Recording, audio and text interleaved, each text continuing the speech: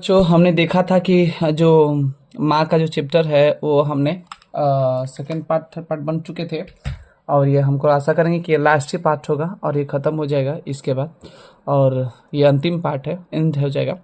और ये कहानी जो आपको पता चला था कि जो इन्होंने मान जब वो मिस्ट्रेन से जब पूछ रही थी, मतलब नर्सिका से सब पूछ रही थी, परिचारिकाओं से कि कैसे रखा जाता है अगर मान लीजिए कि नींद ना आए, तो अगर वगैरह बहुत से क्वेश्चन करती हैं जो सबका एकदम उचित जवाब भी देती हैं। और आगे देखिए क्या कह रहा है कहानी, कि बोला है कि जो उपद्रवी होते हैं उन्हें अलग रखा जाता है और रात में सबको अलग अलग कमरों में सुलाया जाता है। भाई अब मान लो कि उपद्रवी हैं, कहीं ना कहीं मार उठे सुते कब कपार फोड़ दें या कब क्या कर दें, कब किसका गर्दन टेढ़ कर दें, क्योंकि देखो उपद्रवी कभी भी कुछ भी कर सकते हैं, तो उनसे सेफ्टी के लिए जरूरी है। तो इससे पहले उनको ये कर दिया गया, चलिए अलग रख दिया गया, सेपरेट सेपरेट। चलिए आगे पॉइंट इसके बाद हमने पढ़ लिया था और ठीक लगा भी हुए। अब देखिए यहाँ से क्या होता है कि मिलने आने वाले लोग विदा लेते समय लेते तब रोगी को अंदर के कमरे में ले जाने के लिए दरवाजा थोड़ा खुलता है। मतलब कि मिलने आने वाले लोग विदा लेते तब रोगी को अंदर के कमरे में ले जाने के लिए, कहने का मतलब जब मिलने आएंगे तब दरवाजा खुलेगा, और वो रोगी को अंदर फिर कमरे में ले जाने के लिए तब दरवाजा खुलेगा, थोड़ा खुलता है। इस अवसर का लाभ लेकर माजी की नजरें, अब क्योंकि इसी समय होता है तो अब इसी समय खुलता है, नहीं तो बंद रहता है। तो इस अवसर का लाभ लेकर माजी की नजरें 2-3 बार अंदर घूम जाती थी। अब ऐसे मौका मिलता है, भाई खुला है चल चल घुसकर और देख लेती थी। और 3-4 स्त्रियां को अस्त व्यस्त कपड़ों में उन्होंने अंदर घूमते हुए देखा। एक ने उनकी तरफ देखा, छाती कूट और भयभीत आंखों से देखा कि वो डर गई। इतना डरावनी टाइप की आंख से देखी कि मंगमा डर गई, तुरंत डर गई कि भाई और बाप रे। हाँ, इस पर उन्हें अंदर, इसके बाद क्या होता है देख के डर गए, क्योंकि डर गए। इस पर उन्हें अंदर के रहने की जगह देखने की इच्छा हुई और मांग की मंगू को जिस कमरे में रखना हो वह मुझे दिखला दे। डर था ना। मेट्रेन ने कहा कि अंदर किसी को देखने जाने के नियम नहीं है, असल में नियम नहीं है। विस्मय भरे नेत्रों से यह नई दुनिया देख रही मंगू माँ जी की बगल में लपकी, सिर पर हाथ रख माँ जी रोज की तरह स्नेह में बेटा शब्द उच्चारित करने लगी कि तभी उनका स्वर फूट पड़ा और मरने के समय जैसे एक लंबी सिसकी फूट पड़ती है, मरने के बाद जो रोते हैं ना खूब एकदम, इस आक्रांदन में सारा अस्पताल डूब गया। पुत्री की आंखों से चौधार आंसू बह चले। अब कौन पुत्री? मंगू नहीं, ये वो पुत्री जो शादी हो चुकी है। और ऐसे रुदन से अभ्यस्त हो गए डॉक्टर और मेट्रन और परिचारिकाओं के हृदय भी भर आए। अब इतना रो रहा है भाई, तो कोई फिक्स है कि कहीं ना कहीं थोड़ा सा हृदय, इतना भी कोई किसी का कठोर नहीं होता कि हृदय न भर ही जाता है ना। और उनका भी हृदय क्या हो गया, भर गया। या वहां किसी ने देखा नहीं था। एक परिचारिका हाथ का रुमाल फटकाकर मंगू का ध्यान अपनी तरफ खींचकर बोली, लो चाहिए तुम्हें, ये लो, ठीक है ना। मंगू रुमाल पकड़ने के लिए माँ को छोड़कर एकदम खड़ी हो गई। हमने बोला था ना आपसे कि ये बड़ी सिर्फ है, लेकिन ये जो बुद्धि है अभी भी बचपना जैसी बुद्धि है। ये बड़ी सिर्फ शरीर से है, मन से नहीं, माइंड से नहीं। जब इंसान माइंड से नहीं होता है ना, तो वो जैसे शरीर बढ़े वैसे अगर बुद्धि ना बढ़े ना, तो उसको पागल की श्रेणी कर देते हैं लोग, या उसको मंद बुद्धि बोल देते हैं। 2 कैटेगरी बोल देते हैं, भाई मंद बुद्धि है, इसका बुद्धि नहीं है, खाली शरीर बड़ा। वो कहा जाता है कि शरीर के अनुसार बुद्धि भी बढ़ना जरूरी है। ऐसे देखा जाए, साइकोलॉजी कहता है कि जैसे जैसे शरीर बढ़ती है वैसे वैसे बुद्धि बढ़ता है, लेकिन जब इसी में कहीं गलतियां हो जाती है ना, तो वो कम हो जाते हैं।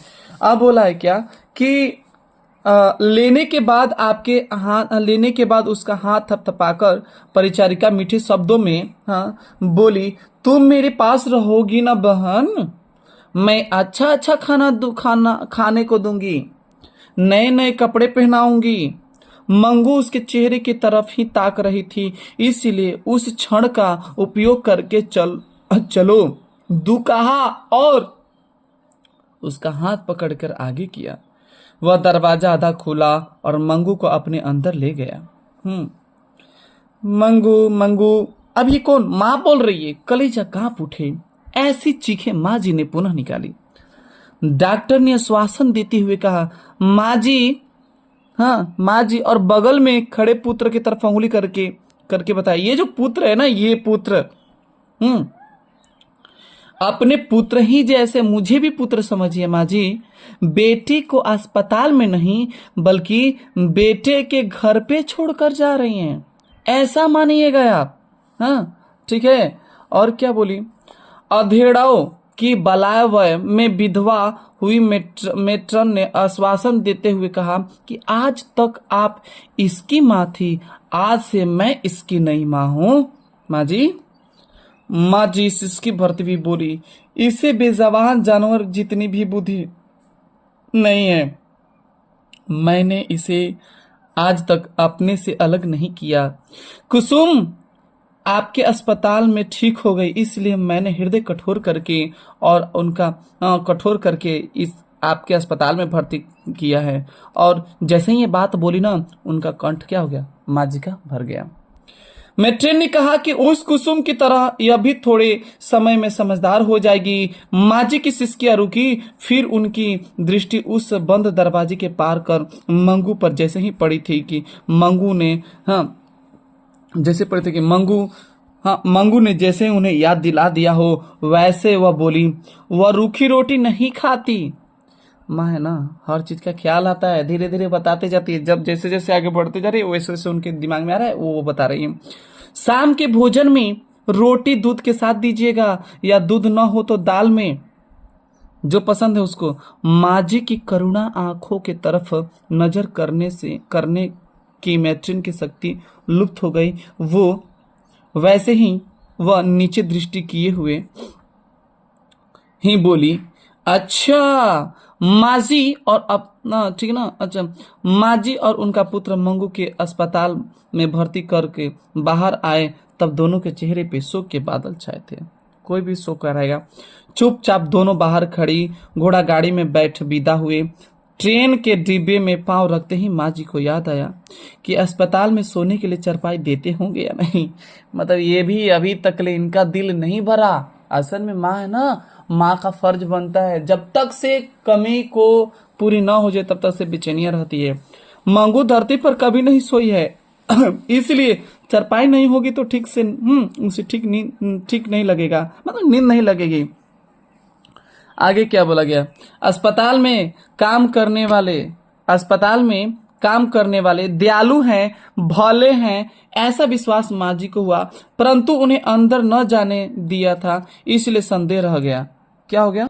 आगे क्या कहता है? संदेह रह गया, परंतु उन्हें अंदर संदेह रह गया कि हमें अच्छा न लगे वैसा कुछ होगा, इसीलिए तो हमें न जाने का नियम बनाया होगा। क्या ये बात सच होगा? ये जरूर कमेंट में बताइएगा कि क्या ये अंदर न जाने दिया गया, क्या हो सकता है, क्या समस्या हो सकती है, खुद दिमाग लगाइएगा, ठीक है।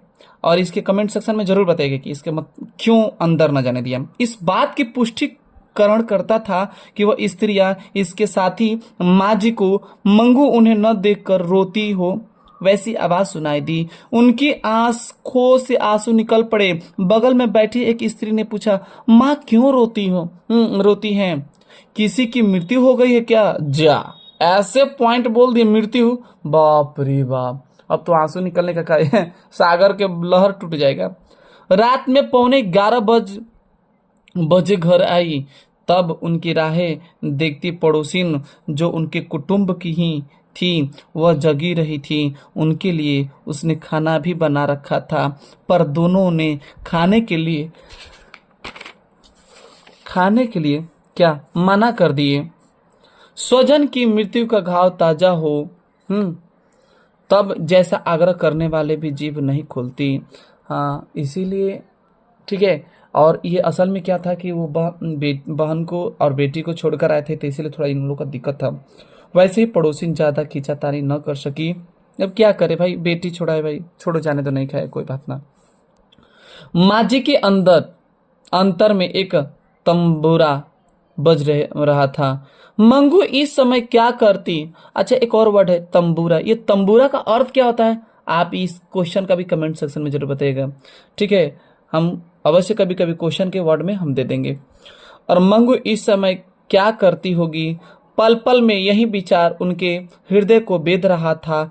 कितनी ठंड है, उसे ओढ़ाया होगा ना, पेशाब करके गीला कर दिया होगा तो उसका फराक और बिछौना बदला होगा ना। देखो क्वेश्चन कितनी है।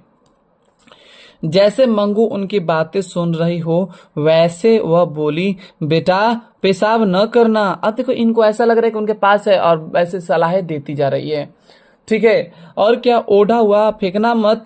ये सब सोने के पहले मतलब समय वह नित्य उच्चारण करती, फिर भी मंगू पर इन पर अमल नहीं करती। अब वो बेचारी पागल है, कैसे करेगी। रात में पेशाब कर देती तो उसका फराक और बिछौना भी बदल डालती। मंगू बड़ी हो गई फिर भी उसके साथ ही ऐसे सुलाती जिससे वह पेशाब करे तो उन्हें तुरंत पता चले और उसे गीले में सोए रहना न पड़े। माजी को स्वयं भी उसके बिछौना सुना सुना लगता था।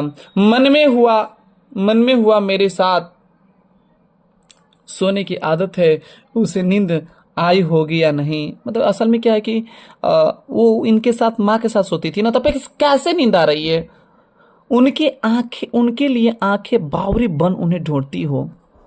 सिंपल बात है, हमेशा डेली कोई रहता है, एक दिन न रहे तो अजीब सा लगता है। बिल्कुल ऐसा लगता है कि बिल्कुल सुना सुना। वैसे उन्हें दिखा, उन्होंने चारपाई की पाटी पर सिर पटका। मैं माँ होकर उसे अस्पताल में छोड़ आई। उनकी एक सिसकी फूट पड़ी। बाहर के खंड में सोए पुत्र को भी नींद नहीं आई। माँ की अपेक्षा उसे सोए ही से जितने भी मंगू के साथ ममता न थी, फिर भी उसके कलेजा पर वेदना का काला पत्थर रख गया था। बेटा है, बेटा छोड़ो ना, पुरुष है, पुरुष जल्दी हाँ और नहीं रोते हैं, इसीलिए वो चुप थी। माँ की सिसकिया के साथ उसकी आंखों से भी आंसू बहने लगे। कोई कितना भी मन को मना ले है ना, लेकिन जो आंखें गवाह देती थी ना, उसका बस की बात ही नहीं। अपने को इतनी वेदना होती हैं तो माँ को क्या क्या होता होगा।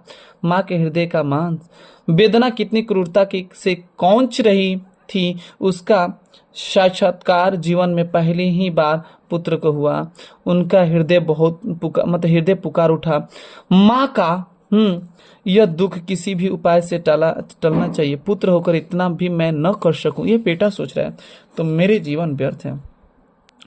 इसके साथ ही उसके अंतर ने प्रतिज्ञा की कि मैं मंगू को जीते जी अच्छी तरह से पालूंगा। बहू उनका मल मूत्र धोने के तैयार नहीं होंगी तो मैं धोऊंगा। बहू मतलब क्या, मतलब पत्नियां नहीं धोएंगी तो मैं धोऊंगा।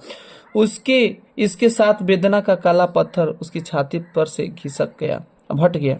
माँ जी ने दूसरी सिसकियां ली होती तो वह उसी क्षण उनके प्रतिज्ञा सुनकर संतावना दे देता, आने के लिए बताने लगता, पर वह शांत पड़ गई लगी। अब इसलिए उसने भी सोने के लिए आंखें की पलकें गिरा ली। सुबह जब चक्की की और मथने की मधुर आवाज गूंज रही थी, तब सारे गांव को जैसे बेद डाले वैसी चीखें माँ जी ने मारनी शुरू की। दौड़ो रे दौड़ो, मेरी मंगू को मार डाला रे। और पुत्र चरपाई से उछल पड़ा। पड़ोसी दौड़ आए, चकिया और मथनी रुक गई। जिसने सुनी वहीं दौड़ा आया और जो आए बैठे ठिठक गए। माँ जी मंगू की श्रेणी में मिल गई थी, मतलब ये भी सपना देखकर बौराने लगी। तो इस तरीके से ऐसी हाल हो गई और ये जो चैप्टर आपका हो गया एंड हो गया, ठीक ना। और ये चैप्टर में कहानी जो खत्म हो गई, कहानी का जो मंगू के है, इसके बाद कहानी तो आगे बढ़ाया नहीं है कि किस तरीके से फिर क्या हुआ होगा, कि मंगू को ठीक हो गई है कि नहीं हो गई है, लेकिन एक माँ का ममता इसमें वर्णन किया गया है। कैसे एक माँ अपने, वो पागल हो चाहे अच्छी हो, फिर भी उसका ममत्व जो है वो कभी कम नहीं होता है। भले सोचने वाले अलग अलग डिफरेंट कर देते हैं, थिंकिंग कर लेते हैं, लेकिन कोई कमी नहीं होती है, ठीक है। और भले उसके लिए अलग सोच लेता कोई कि नहीं है, मुझे ज़्यादा प्यार नहीं करती है, उसको करती है, बड़े वाले करते थे, छोटे वाले करते हैं, ऐसे थिंकिंग करने लगते हैं, लेकिन हकीकत ये होता नहीं है। ठीक है, तो ये कहानी यहाँ तक रह गई और आशा करेंगे कि ये कहानी आपको बहुत बेहतरीन लगी होगी, बहुत अच्छा लगेगी। तो अगर अच्छी लगी हो तो कमेंट सेक्शन में ज़रूर बताइएगा कि कहानी कैसी लग रही है, जिससे कि हमें भी एक हाँ ठीक है, अंदर से मन की तरोताजगी जगेगी कि नहीं, जो कहानियाँ हो रही है आपके मध्य, जो बेहतरीन जा रही है, और इससे रिलेटेड आपके बीच में क्वेश्चन भी आएंगे। ठीक है, और तो फिर नेक्स्ट टॉपिक आपके बीच में आएंगे जिसका नाम है ठीक है, जिसका नाम है नगर, है ना, ये नगर क्या कहलाता है।